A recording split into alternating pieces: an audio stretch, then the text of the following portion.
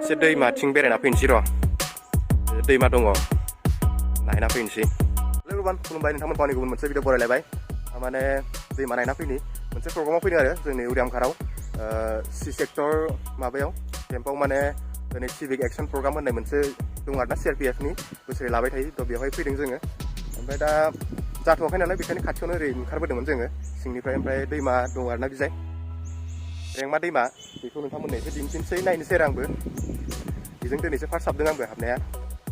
बे नायनानै लादो। ओमफ्राय दा बे प्रग्रामखौ देखायगोन आङो नोंथांमोना नायलांबाय थादो दिनै भिडिअखौ होमबा। बेवहाय मा जादोंमोन दाखालि छट फुजा जादोंमोन। नै बेफोराव मा दंजोबो आरोना। ओमफ्राय नैबेजाय दं दैमाया।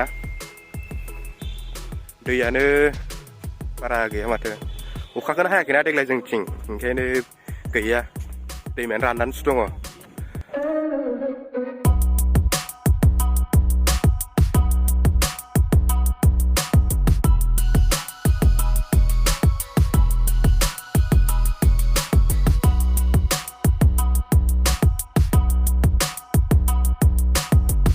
दैमाखौ दिन्थिना होबाय नै नायना लादो दैमाखौ। ओमफ्राय मोनसे बुस्थु दिन्थिनो आङो एसे दिन्थिना हरनाव थानो आङो बैखौ नुदोंना दालांखौ बेयो मोनसेल' दालां आरोना। ओमफ्राय जोंना गामिया बैजाय दङ बैजाय पाराव। ओमफ्राय जुदि जों उरियामघाट फैनांगौ जायोब्ला बे दालांखौ बारथारनांगौ जायो आरो नङाबा सानस्रिनासो बारनांगोन दैमाखौ।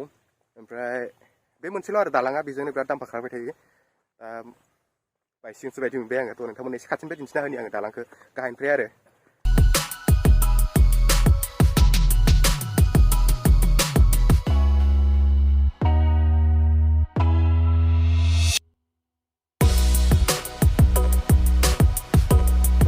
दायो आङो बैनिफ्राय फैफिनबाय। दायो थांनानै सिङाव हाबहैनोसै आरोना। हाबहैनानै नायनोसै। नोंथांमोननो ओरैनो दिन्थिना होबाय जे फैनानै मोजां नांबाय नालाय ओंखायनो नोंथांमोननोबो दिन्थिफाबाय आरो। आवगोलाय जोङो बै जोंना स्कुला बै पाराव दं आरोना। ओमफ्राय स्कुलाव फैबा जोङो बिदिनो हाफ टाइमाव बेयाव फैनानै बे दालां सिङाव थायोमोन आरोना। दालां सिङाव गारि जुदि खारबाथाय नों जुदि दालां सिङाव दंबाथाय ओरैबायदि माने मावोना दालाङानो बायनानै गोग्लैसिगोन नामा बिदि नाङो आरो। दायो थांसै केम्पआव हाबहैनोसै।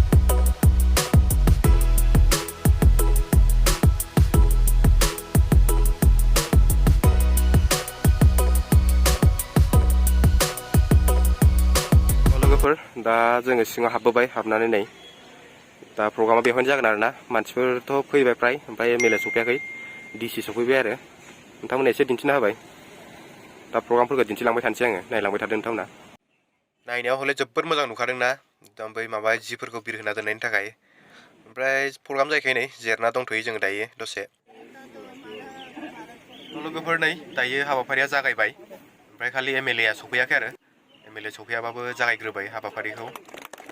दायो बरायनाय माने जागासिनो दं नै हाबाफारि। ओमफ्राय दा बे समाव नै साखि सावनाय हाबाफारि जागासिनो दङ। लोगोफोर दिनैनि हाबाफारियाव मा जागोन नोंथांमोननो एसे खोन्थाना दोनखानोसै आरो। थारमाने CRPFनिफ्राय सिभिक एक्शन प्रग्राम होननाय लाबाय थायो आरो बिथांमोना बोसोरफ्रोमबो।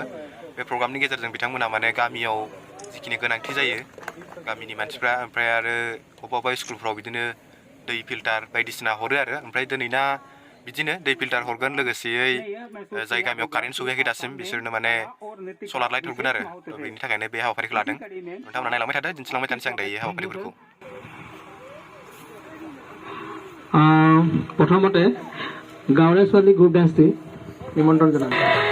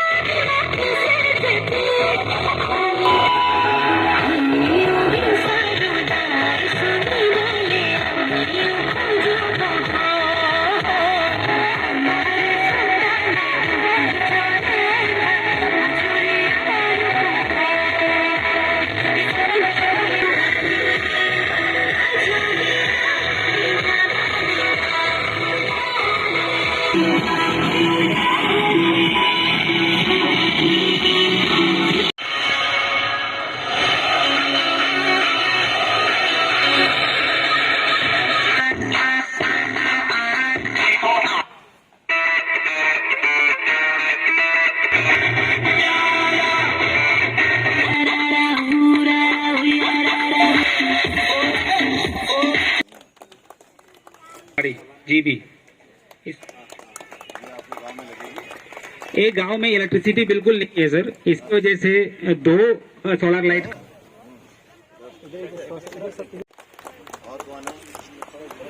नेक्स्ट मधुपुर 2 गति की भांति इस बार भी सिविक एक्शन प्रोग्राम जो किया जा रहा है, इसको हम कुछ टुकड़ों में कर रहे हैं। इस सेक्टर के अंदर अभी हम लोगों ने शुरू किया है कि जो बच्चे यहाँ पे जितने अरेंजमेंट हुआ है इट्स वेरी नाइसली अरेंज। और ये है civil action. All rank of CRPF के तरफ से मोमेंट को देकर अनुरोध करें please sir. Thank you sir. और पुनः मैं अनुरोध करना चाहूंगा commandant staff of all rank and officers of very much सर।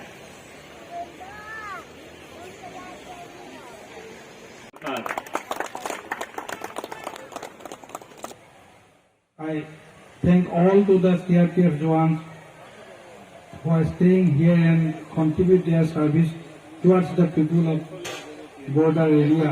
दायो हाबाफारिया जोब्बाय, ओमफ्राय नै मानसिफ्रा गैला, ओंखाम जाहैजोब्बाय। जों जिरायथ'नानै दङ, ओमफ्राय बै जाय MLA खौ लोगो हमगासिनो दं रायजोफ्रा जिरायथ'नानै दं आरो दसे उनाव जानोसै जोङो। जोंना जानाया एसे आलदायाव आरोना, एसे गोथाव होगोन खोमा जोंनो, नायनोसै। ओंखायनो जों जिरायथ'नानै दंथ'यो दसे।